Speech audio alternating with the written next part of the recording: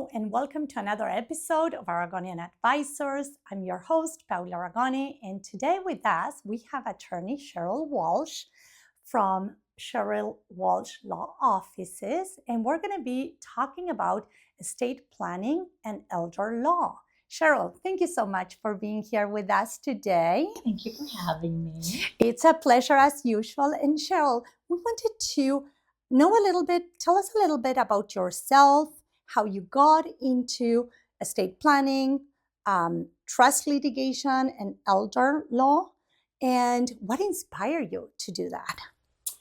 You know, I was thinking about that a little bit earlier, and I realized it went back a very long time.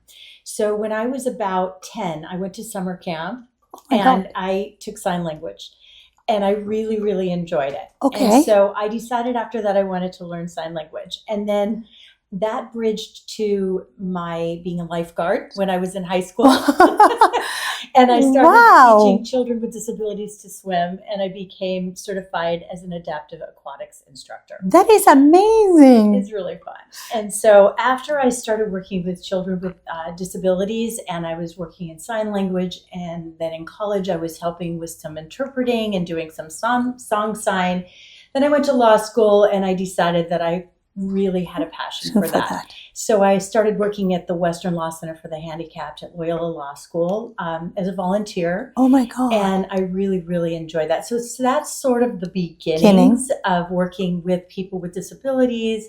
And of course, it bridges into dependent adults and the elderly. Wow, that's amazing. So you opened your own law firm, your practice. Tell us, when was that? Where are you located? Tell us a little bit more.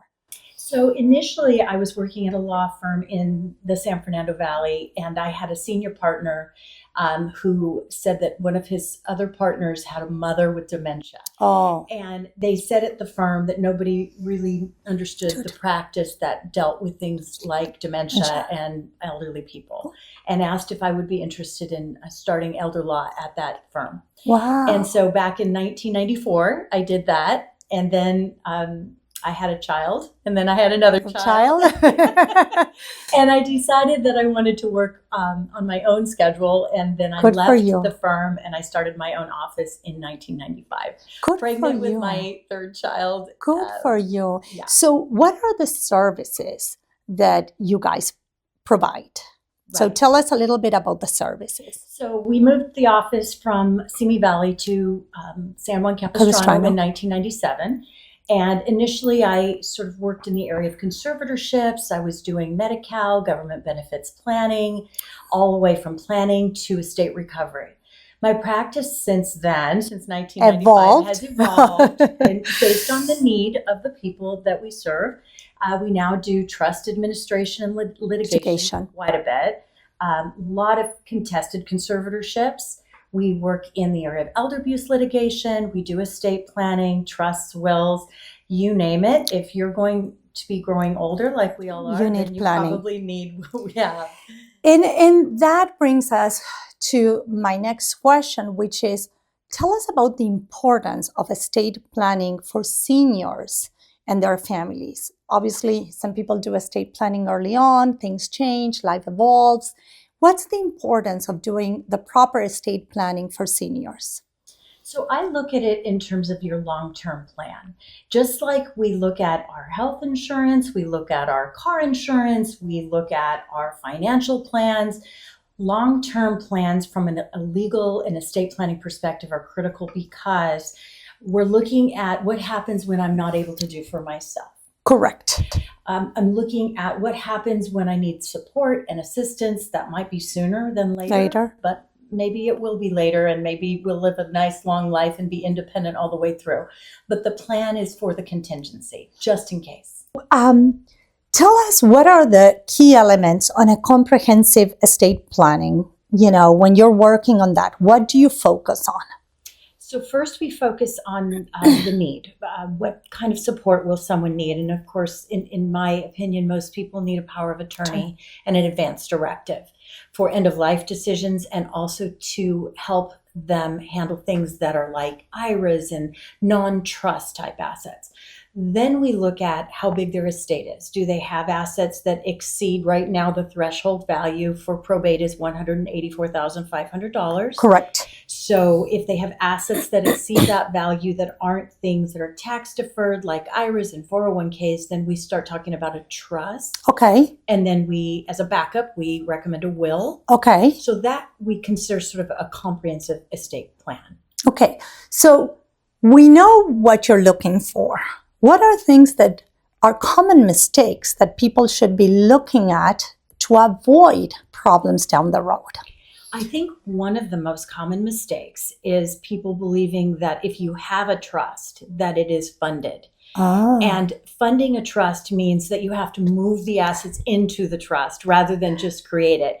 And I've seen some of your podcasts in the past, and I know you talk about your trash bag, but I use the word bucket. And that's good. I like it because it presumes that there's this empty vessel Absolutely. that you can put assets into. So my belief is that a lot of people think that they're planning by creating this beautiful trust and getting their powers of attorney, and they forget to put assets into the trust, and that just means the trust is not funded. I agree. And I always say people are visual. That's why I say that. But I'm going to start using the word bucket now. I like it better.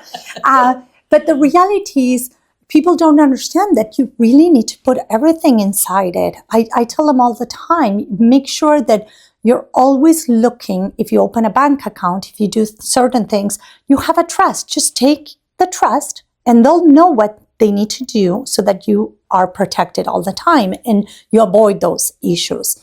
And so one of the things that I want to know is, how do we protect our elderly? I know we have a lot of abuse. There's physical abuse, but then on elderly, and there's also financial abuse with elderly. Older people are living longer, which is really good, but we're also having a lot of issues with dementia and memory loss and people being put on memory care facilities and things like that. How do we protect our elderlies? What are signs? Tell us a little bit about that. So I think that it's most important that we stay involved. For instance, if your parent is not nearby, if they don't live near you and you don't see them often, call, check in, find out what they're doing. Have conversations about things that involve with what they're doing every day, what they're buying, who they're talking to. Because I think the biggest issue is when you don't know what's happening, people are alone. There's a lot of lonely people who are isolated, and that's where predators tend to prey upon them. The other thing is to, if you are nearby, check in. Yeah, I agree. Go to the bank with them sometimes. Know what they're doing, because there's a lot of scams right now. Oh, absolutely. And even somebody as intelligent as you and me, we be can scammed. Yes, right? It's not an age thing. Right, exactly. So I think having more eyes on the situation, having more people involved, knowing what's going on, and heading off the problems before they happen are really good in prevention. Yes. And then being there when you find out that something has happened. I agree. And sometimes, people are not patient enough with their elders. And I always say, don't fight them, just listen to them, right? Sometimes they say things like, somebody's taking my money. Somebody, and their kids say, oh, and they disregard that, right? So I always say, don't fight them. Just say, let's look into that. Because sometimes it could be that it's a makeup thing from them because they're losing their capabilities, right? But sometimes it's true. Right. Another thing that we see most often is by the time I get to the property and, they have been moved into an assisted facility or they passed away, the way we find the property. And I get to talk with the children, and they're like, I didn't know Pops lived like this. I didn't know my mom was a hoarder. Right. And I tell them, but you weren't coming to visit them? And they'll say, no, they never wanted me to come. They wanted to meet for lunch at a restaurant. Mm-hmm. And I'm like, those are very subtle, tips that you can, use to realize you need to check in. You need to show up. There's also a humiliation factor. Yes. People who are engaged in things like hoarding, or for instance, my mother, she got scammed and she was embarrassed.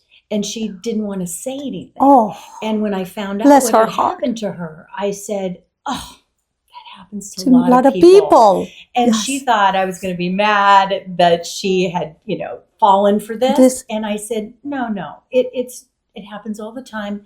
We can fix it, but don't do it again. and it's a matter of letting them know that we're not here to judge them, but to help them. When you come from a place of helping your parents, your elderlies, they don't feel ashamed in sharing. Right. The problem is they feel ashamed. And same thing with the hoarding situation. When you tell the mom, I'll just come in, we can have a coffee, I'll help you organize the house.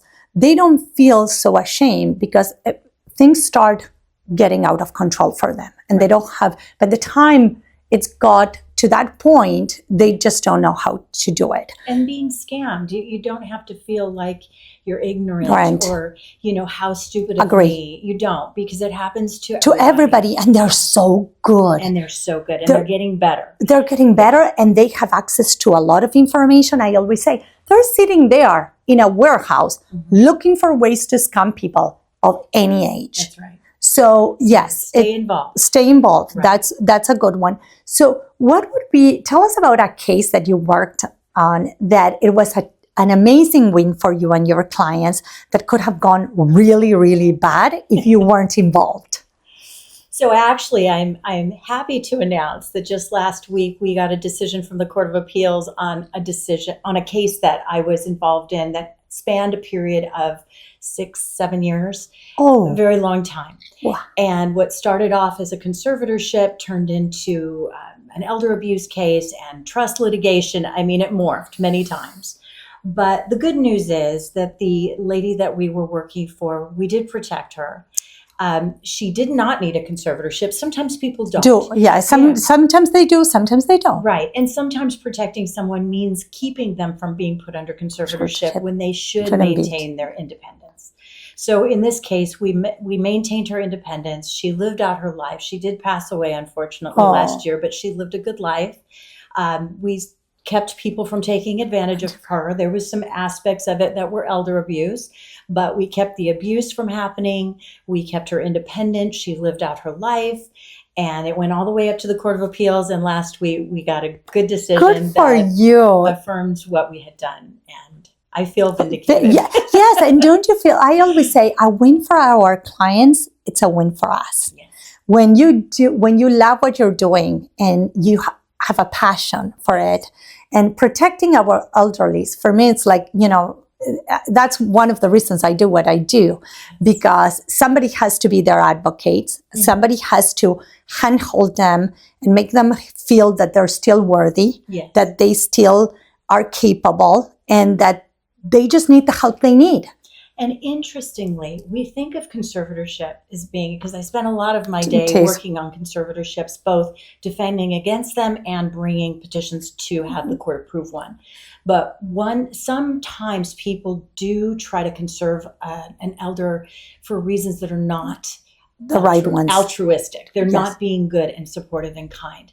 They're trying to secure their inheritance. They're trying to make sure a sibling can't see their parent, or prevent other people that they don't like from being around the parent. And so the reasons that people bring conservatorships aren't always good ones. And in this particular case, that's what happened. Somebody was trying to conserve their parent because they wanted to isolate and secure their inheritance. And we didn't let that happen. Good for you. That is very good to hear. And, we've worked with a couple of cases where a neighbor became the conservator and was assigned as the trustee because the kids were out of town. They lived in another state, and the neighbor always went and slowly changed things around. And we have to be very careful because they don't realize they're being, taken advantage slowly. Right. And then all of a sudden, that person cannot make any more decisions. The kids are brought into the picture and they're like, how did this happen? When did this happen? They have no idea. Now it drags into court for many, many years. And unfortunately, in the process, the parent passes away because, once their health declines, it goes really quickly. Which is a really good segue back to what you said, which is what can you do to protect yourself and what can you do to prepare? And I think that having a good estate plan in place does help. That you can't always keep children from fighting. You can't always keep people from taking advantage, but having a good trust, having a good power of attorney in place that allows somebody to step in if they see that kind of thing happening, then at least it's a deterrent. Keeping people from taking advantage and allowing family to help when the time comes. Now, do most of your clients, do they get their kids involved at some point where they say, okay, I'm getting old, my kids are, because I always say we have dysfunctional, kids where they will fight over mom's or dad's estate. But then you have the other families that they work together for the good of their parents, and they want to be involved and they want to be in the conversation. Do you get to enjoy working with those as well? I do. And there are times where it works beautifully, perfectly without a hitch. And the family comes in together with the parent and they create a beautiful estate plan. And there's a lineage there where the children can help and siblings get along. I mean, this is my dream client. I agree.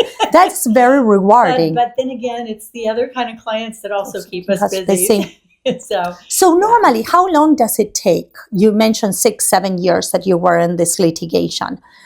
For people that don't understand, when things like this happen, courts take a lot of time. And so while you have a conservatorship, how long does the process take? And what are the things that you say, this is what makes it so hard for us attorneys that people don't understand? Right. So first, the courts are very backlogged.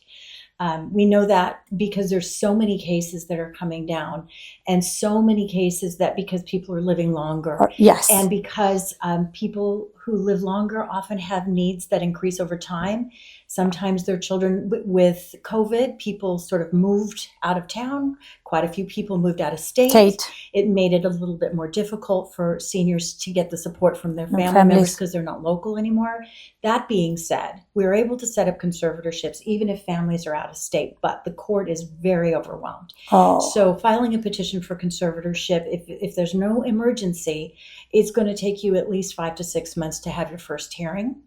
We know that there's a lot of detail that goes into the process of filing a petition, a lot of pleadings, a lot of documents.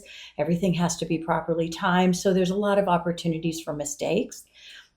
Some attorneys have come into the field, which is great. We have a huge need for more attorneys to practice in this area. But we also need more judges. And we need more judges. So it's been very difficult. And then there's the part where if families object, or if the elder themselves objects. And sometimes the dementia can cause someone to not have any insight into their needs. So the objections can also delay the process. So in a conservatorship that is contested, you might see it 1.5 to 2 years down the road before we actually see a trial. The elder always has a right to trial. But that delays everything.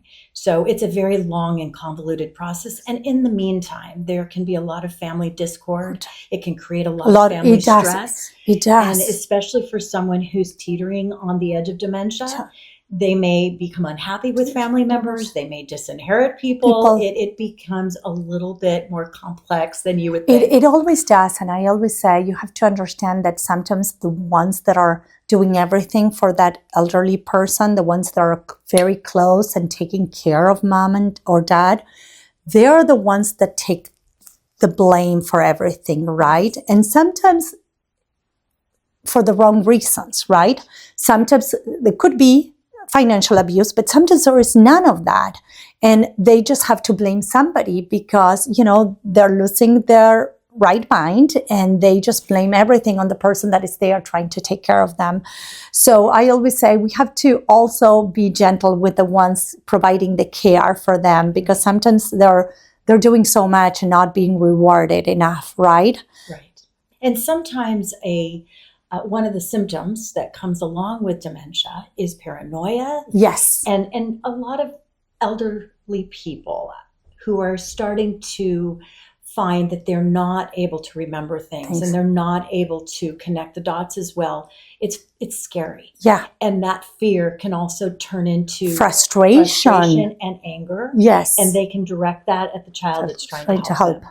So I've seen it where the helpful child gets blamed. Yes. And I've also seen it where somebody's not so helpful and they should be blamed. So we see it on both sides. You know what? That's a great point, and I've seen it too. And I remember I had this conversation one time with this gentleman that was, removing the brother from taking care of mom and taking him to court and all of these. And the brother was doing the best he could. And I remember talking with him and saying, he's taking care of your mom. He's doing the best he can. You're going to end up losing your mom and your brother if you go this route. And, I find myself being a counselor more than anything, but it comes to tell you that sometimes you have to look at the bigger picture. They're there day in and day out, taking care of somebody that sometimes even becomes abusive to them, right? Because they get frustrated, they get emotional, and they can get mean. And there's burnout. There's caregiver burnout. Oh, especially when 100%. You have a spouse being the caregiver who's got their own medical issues, their own emotional, psychological issues, their own mental health issues. And they're trying to be the caregiver for the spouse that has really been diagnosed, but they're both suffering. And so I always tell my clients who are caregivers for someone else, care for yourself too, because you're no good to them if you're not taking care of yourself. Right. And always come from the place of compassion. Yes. When you come from that place of compassion, of trying to be of service, trying to look at ways to make them feel better in this, end of life cycle, that makes a big difference in the entire family. The entire family feels it. And so try to avoid conflict when, as much as possible. Try to be that helping hand to them and be compassionate, and always look for advice from attorneys like yourself that have that good heart, that, want to do what is right for everybody, that have the knowledge, the experience, the reputation. So Cheryl, if people want to find you, where do they find you? How do they connect with you? So our offices are in San Juan Capistrano. I can be found online. Okay. WalshSeniorLaw.com. Perfect. Feel like an infomercial. No, but it's important because sometimes, yes. And so we're right there in San Juan Capistrano. I have a wonderful team of attorneys that work with me who have become very experienced. And as you said, a lot of therapy. Yes, a lot of therapy. a lot of hugs, a lot of take a deep breath, that kind of thing. But our office is we're open every day. We're pretty reachable, and we love to help people. And that's what we say. At the end of the day, we're on this all together. Everybody gets to age once more graciously than others. But at the end of the day, we can do this the right way. With the right counsel, with the right people, it can be done. It shouldn't be a struggle. And we're here to make it easier. And a good team. Yes. Like you. Yes. Like us. Like good accountants. Like good therapists. Like you need a team. And for me, I always think about the elder as being the middle of a wheel, and we are all the spokes of that wheel. And if you don't have a good team, I agree. It's not going to be nearly as successful. No, and that's why I called ourselves an advisors, because we need advisors. We need the attorneys. We need the CPAs. We need the financial advisors, so that they don't get to be taken care of. They get to be, yes. We want to remove people from taking advantage of them. And we want to bring helpers that can, advocate for them and get them to the finish line. So thank you so much for being here. It was such a pleasure to have you. And I always learn so much from you. I hope everybody got to enjoy it and get to learn a little bit more of how we can help our elder. And thank you. Of course.